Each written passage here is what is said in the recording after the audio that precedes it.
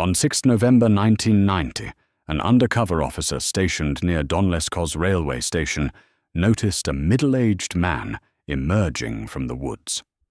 The man had blood on his face. The officer filed a routine report, a report that would finally end a 12-year nightmare. Within days, investigators found the body of 22-year-old Svetlana Korostik in the nearby forest. When the officer's surveillance report was cross-referenced with existing suspect lists, one name appeared, a name police had encountered before and let go. Between 1978 and 1990, at least 52 women and children had been murdered across 3 Soviet republics. The killer had been caught once already and released. This is the story of how an entire system failed. Andrei Romanovich Chikatilo was born on 16 October 1936 in the village of Yabluchne, Sumy Oblast, in the Ukrainian SSR. He grew up in the shadow of the Holodomor, the devastating Ukrainian famine of the early 1930s that had ravaged his family and community. Chikatilo claimed his older brother Stepan had been kidnapped and cannibalized during the famine, though whether this account is historically verifiable or a family narrative remains unknown. What is certain is that deprivation and trauma defined his earliest years. He pursued higher education and became a school teacher, a profession in which, by multiple accounts, he struggled to maintain authority. He married and fathered 2 children. To the outside world, he appeared unremarkable. He eventually left teaching and took a position as a supply clerk at a factory, a role that required him to travel frequently by rail across the Soviet Union. Those train journeys would prove fateful. Colleagues described him as quiet and socially awkward. Neighbors found him polite but withdrawn. He blended into the fabric of ordinary Soviet life, a man no one looked at twice. Chikatilo reportedly suffered from hydrocephalus as a child, which allegedly contributed to chronic physical dysfunction, though medical verification of these claims is limited. What investigators would later understand was that beneath this unremarkable exterior lay a deeply disturbed psychology. Chikatilo's first documented murder took place on 22 December 1978 in the city of Shakhty, Rostov Oblast. The victim was a 9-year-old girl, but investigators at the time never connected the crime to the man who would become the most prolific serial killer in Soviet history. Instead, an innocent man named Alexander Kravchenko was arrested. Under a coerced confession, he was convicted.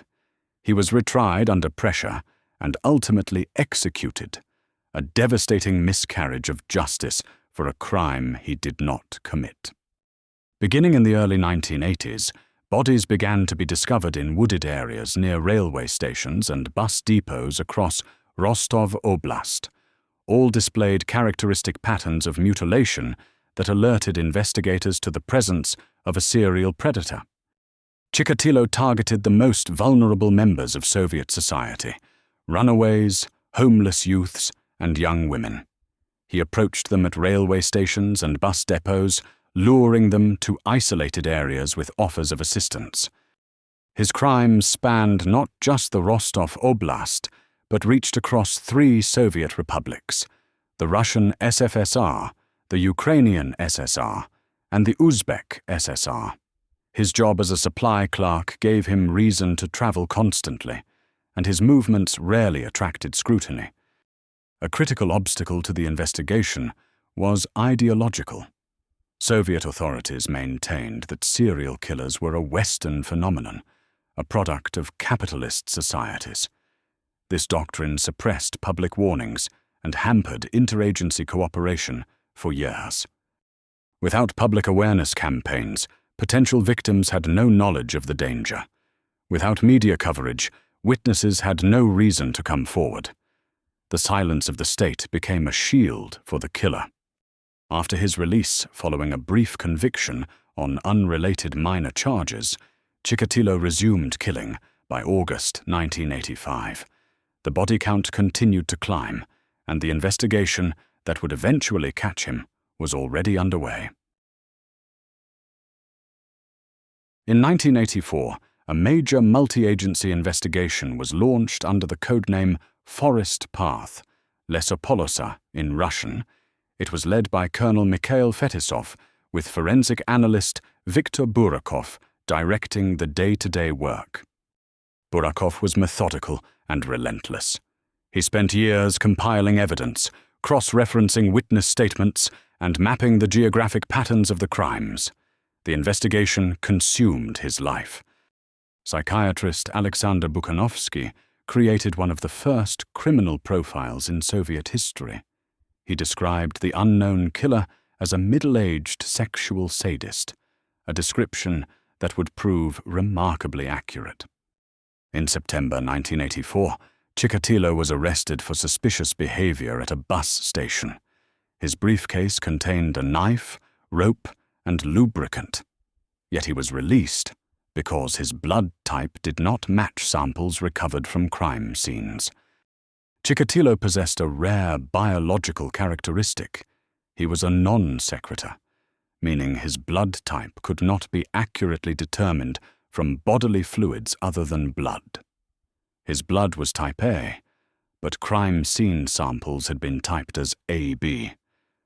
This discrepancy, one of the most consequential forensic errors in Soviet history, set him free. After that 1984 release, Chikatilo killed at least 18 more people. Each new discovery was a reminder of the catastrophic missed opportunity. Massive surveillance operations were mounted at train and bus stations across the Rostov Oblast. Plainclothes officers were deployed. Hidden cameras were installed on trains. The net was tightening, slowly, painfully slowly. When Korostik's body was found on 13 November 1990, the undercover officer's report from the week before was retrieved. It described a man emerging from the woods near Donleskhoz station. His name was cross-referenced against the 1984 arrest record and a 1987 suspect list. It matched. Chikatilo was placed under surveillance on 14 November 1990. Officers followed him for 6 days, documenting his movements and behavior. They watched and waited. On 20 November 1990, Andrei Chikatilo was arrested in the city of Novocherkassk. After more than a decade of searching, the man behind the murders was finally in custody. Psychiatrist Bukhanovsky was brought in to speak with the suspect. Chikatilo, reportedly flattered by the academic attention, began to talk. Between 30th November and 5 December, he provided a detailed confession. Chikatilo confessed to 56 murders. Of those, only 53 could be independently corroborated by physical evidence or confirmed crime scenes. He led investigators to previously undiscovered remains. Forensic reanalysis after the arrest confirmed Chikatilo's non-secretor status. The blood type discrepancy that had freed him 6 years earlier was finally resolved. Too late for the victims who followed. Chikatilo's trial began on 14 April 1992 in Rostov-on-Don. In a scene unlike any Western courtroom, the defendant was confined inside an iron cage throughout the proceedings, a measure taken to protect him from the rage of victims' families. Inside that cage, Chikatilo's behavior was erratic. He reportedly ranted, shaved his head, and at times exposed himself, actions that led some observers to question his sanity. But psychiatric evaluations determined he was competent to stand trial. The trial lasted 6 months. Prosecutors presented evidence connecting Chikatilo to 53 murders. Families of victims filled the courtroom day after day, confronting the man who had taken everything from them. On 15 October 1992, Judge Leonid Akubzhanov delivered the verdict. Chikatilo was found guilty of 52 of the 53 murders and 5 counts of sexual molestation. He was sentenced to death for each murder conviction. Chikatilo appealed. The Supreme Court of Russia rejected his appeal in 1993. A final clemency petition was submitted to President Boris Yeltsin and rejected on 4th January 1994. On 14th February 1994, Andrei Chikatilo was executed at Novocherkassk prison. He was 57 years old.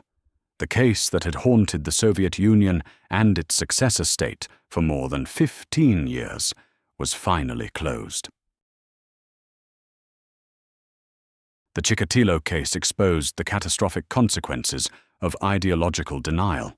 For years, Soviet authorities refused to acknowledge the existence of a serial killer, because admitting it would contradict the narrative that such crimes only occurred in the West. The wrongful execution of Alexander Kravchenko remains one of the case's most haunting dimensions. An innocent man was coerced into confessing, convicted, and put to death, while the real killer continued unchecked. Bukhanovsky's criminal profile, created years before the arrest, became a landmark in Soviet criminology. His work demonstrated the value of psychological profiling, a discipline that had been virtually non-existent in the USSR. Viktor Burakov, who had spent years doggedly pursuing the case under immense institutional resistance, was finally vindicated. His persistence in the face of bureaucratic obstruction saved lives that would otherwise have been lost to further delay. More than 50 lives were taken. Runaways, homeless youths, young women. People the Soviet system had already failed once. They deserved to be protected. They deserve to be remembered. Andrei Chikatilo was arrested in 1984 with a knife, rope, and lubricant in his briefcase, and released because of a forensic error. In the 6 years that followed, at least 18 more people lost their lives. A new case drops every day. Subscribe so you never miss one.